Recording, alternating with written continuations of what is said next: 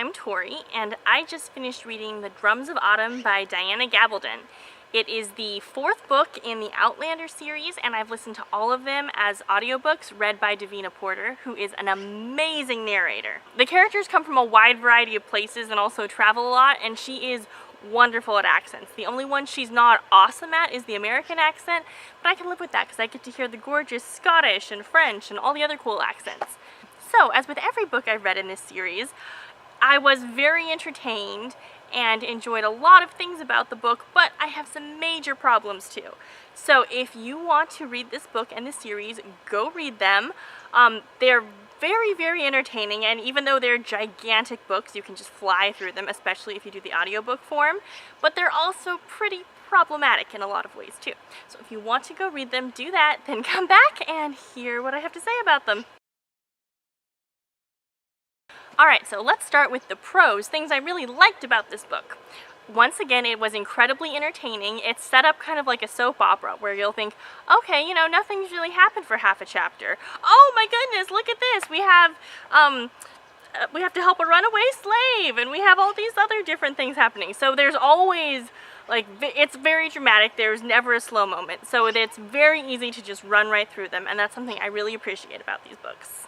I did love the whole story arc of Ian and the Native Americans. You know, he comes to America and is so excited to get to see real live Indians, and like apparently all the young boys are, because they've heard like exaggerated stories, but then he really befriends a tribe and is always going off to go hang out with them and has made really good friends with them and is learning their language really easily. And so then, you know, during that whole end scene, the second they say, alright, someone needs to stay here, you know it's going to be Ian, because he's already in love with a girl there. He loves the culture, knows similar languages, and he loves learning new languages. He just loves everything about that culture, so he's happy to have them adopt him. And, you know, he also has Rollo to go with him, you know, and he'll be a great companion living out in the wilderness. So I really liked all those kind of parts with Ian. I also thought it was hilarious when Ian tried to propose to Brianna. Apparently there was no concern about them being cousins, but it's like just the image of him with like the bear fat in his hair, and he's just trying so hard to look put together and is totally disheveled. I love that a lot. I thought he was great. Another great thing about this book, at least compared to the last book, is that unlike the last book, there were no scenes that were like rape portrayed as something positive. You know, all these books tend to be fairly violent, sexually violent, regularly violent. That's part of the books. But the last one had like 3 instances of someone raping someone else and it being portrayed as a good thing or a romantic thing, and that was super creepy, so this book didn't do that. Yay!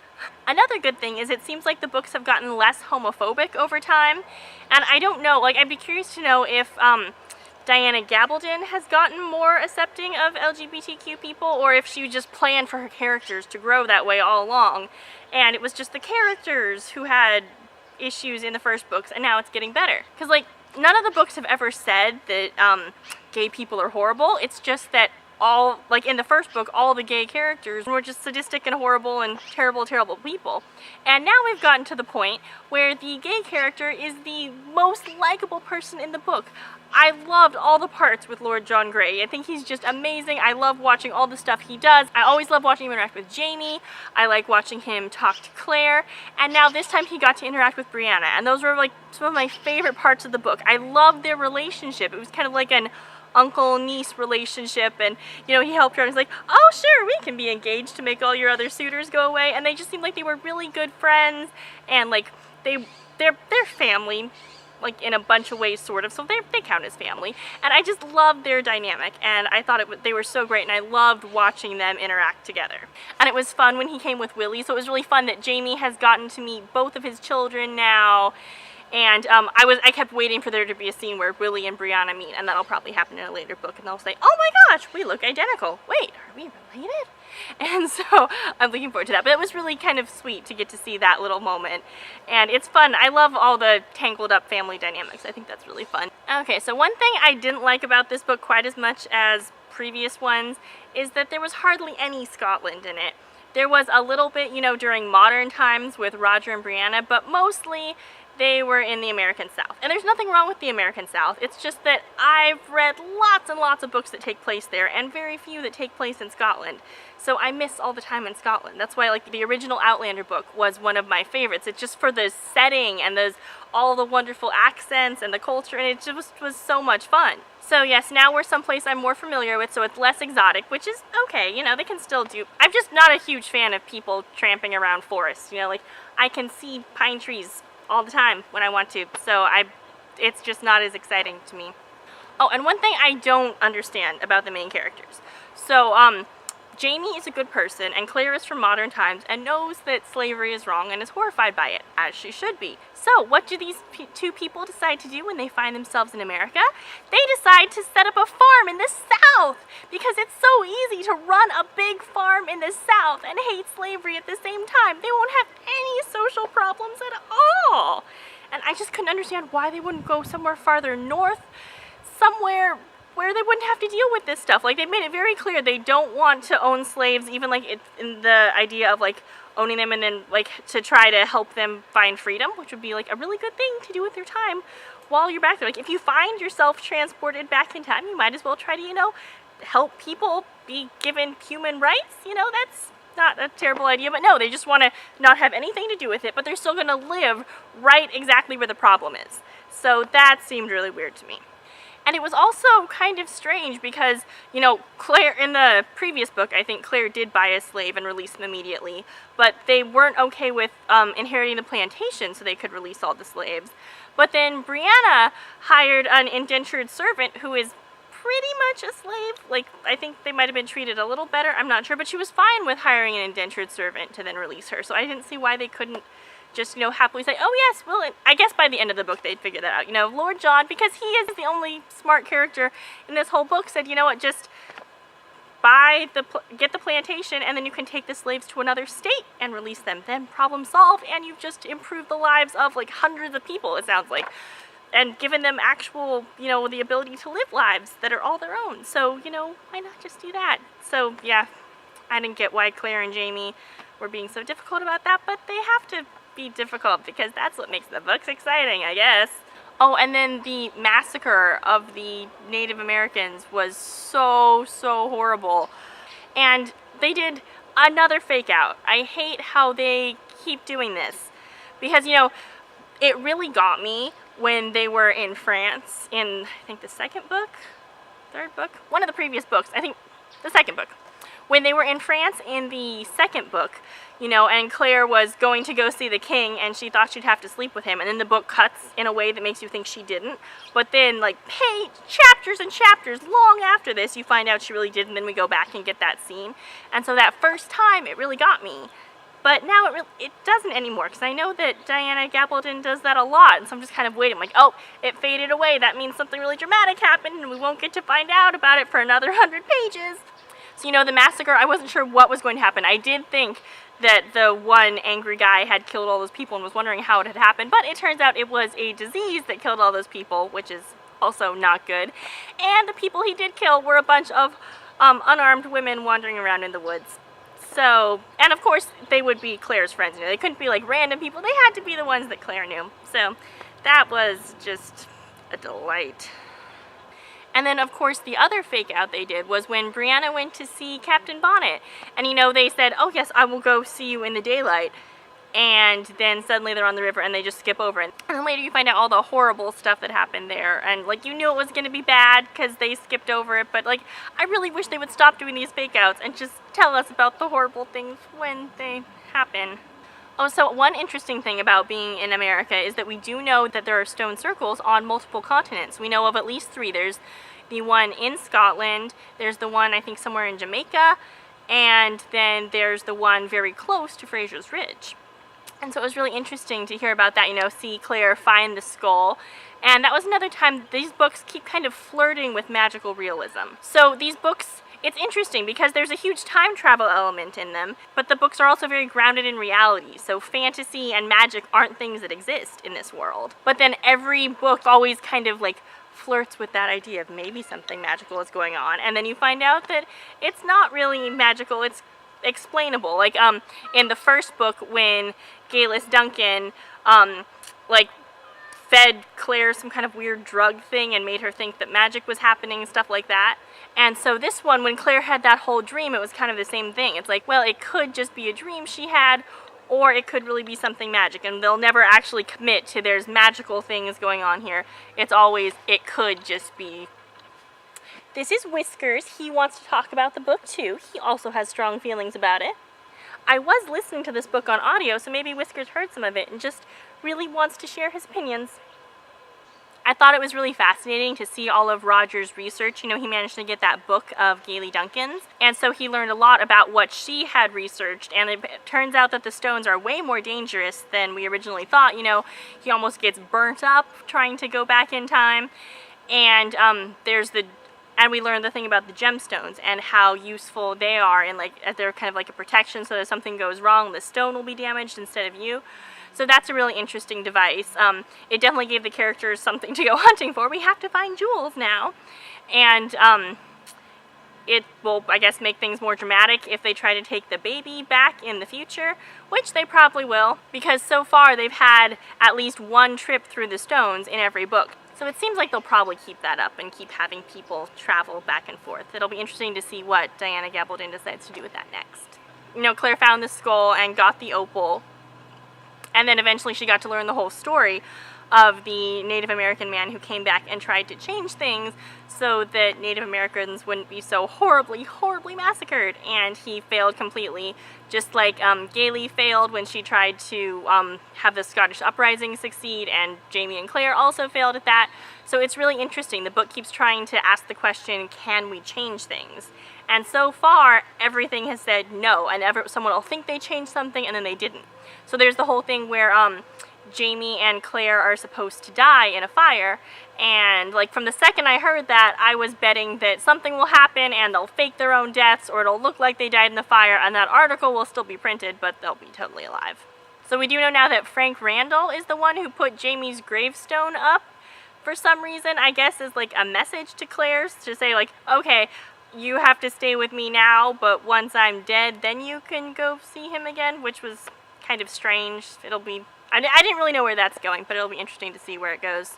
So these books really seem to love the idea of the villain who you think you've finally gotten rid of, but they just keep coming back. You know, first we had Jack Randall, who you thought he was dead, but he's here, and you thought you'd left him, but now he's back. And he just seemed like he would never ever go away and leave them alone. But finally, he definitively died, and he's gone. And then we also have Gayle Duncan, who we thought died during the first book. But surprise, she's back, and she kidnapped Ian. And apparently she died in the last book. I honestly don't even remember that part, but I still don't believe it. I wouldn't be surprised if Jack Randall came back. Just because these villains don't want to stay dead. They just keep popping back. And now we've added Stephen Bonnet to the list. Because first, you know, it's like, oh yes, he helped us escape. Like all these people, we kind of have mixed relationships with them. Like sometimes they do not awful things. And so Jamie decides not to kill Stephen Bonnet, and then he robs them and steals Claire's ring. And so, okay, it's like, fine, whatever, but he's gone at least.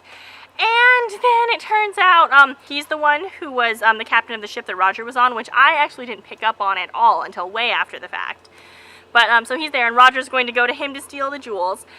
And then, of course, when Brianna sees the ring, she goes to try to get it back, and he rapes her. So, super, super...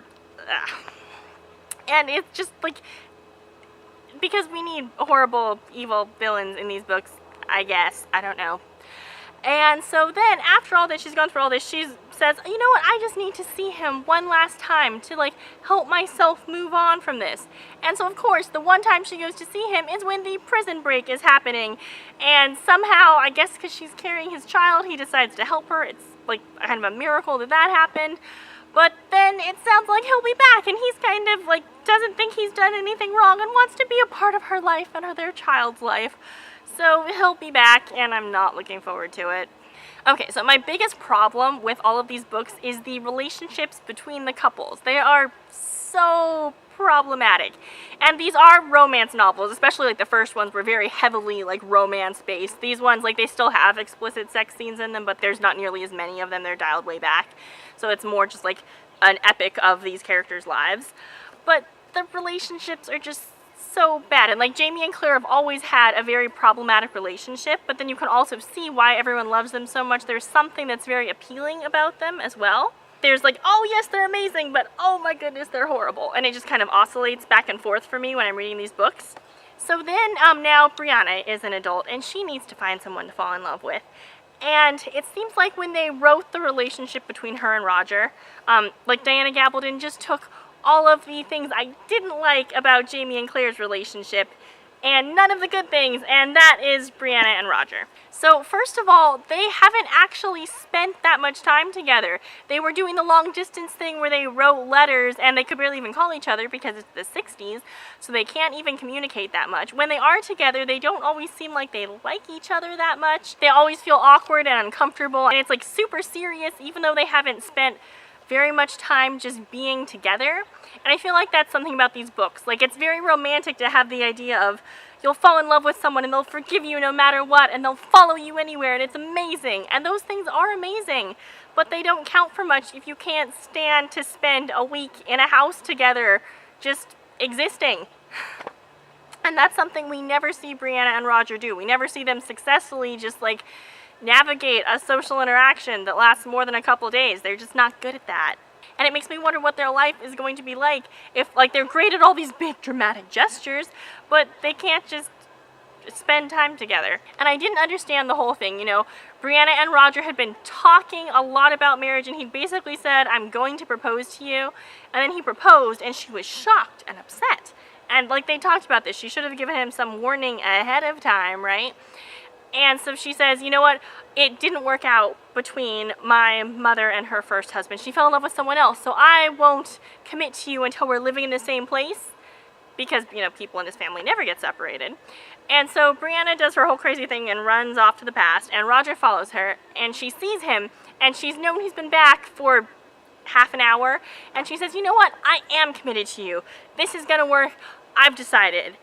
And they do this, and then they get in a fight and don't speak for a year. Don't even see each other for a year. Well, not quite a year, but almost. And it's just crazy that, you know, she had this whole melodramatic thing of, I'm not going to commit to anything until I'm absolutely sure this is going to work out. Oh yeah, see ya. And so I didn't understand her whole reasoning behind that. Maybe the point is that you can't try to be logical about love. I don't know.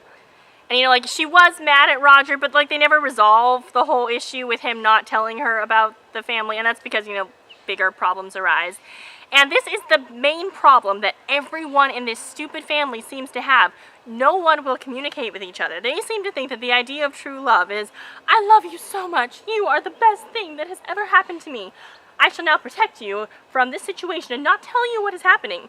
And it's so stupid because, like, everybody is in these relationships are very headstrong. You know, Jamie and Claire are both very stubborn, Brianna and Roger are both very stubborn, and for some reason, like, their partner never seems to realize, okay, maybe we should just be honest and communicate and figure out a solution. It's always, no, you stay here, I shall go forth and find a solution.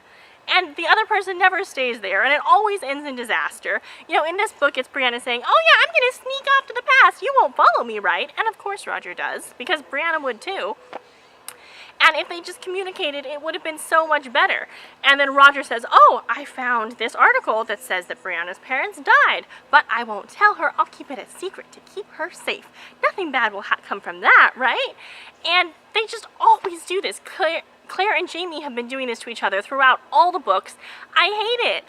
And so, of course, that bigger conflict is that Brianna is pregnant, and it's probably Stephen Bonnet's the result of her being raped, but it could be Roger's, and there's all the drama that ensues from that. So, first of all, when Brianna is pregnant, she's caught totally off guard and doesn't know what to do.